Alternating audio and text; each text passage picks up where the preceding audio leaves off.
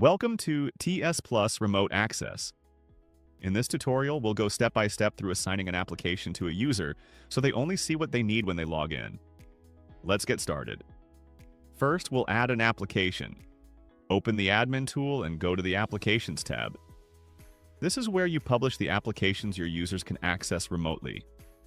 Click Add Application, then select the executable file for the app you want to publish. In this example, we'll use Microsoft Paint just to keep things simple. Before saving, you can adjust a few helpful settings. You can set the display name, which controls how the application appears to users. You can add command line options if your app needs special launch parameters. And you can choose the window state to control how the application opens.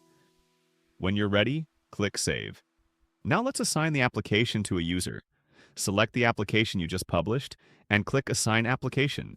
Here you can search for a user in Active Directory. Click Advanced, then select Find Now to display the list of available users. Choose the user, Inanali, then click OK and Save. Now only that user has access to the application. Finally, let's test it. Open a browser and access the Remote Access HTML5 web portal using your server address. Log in with the assigned user's credentials.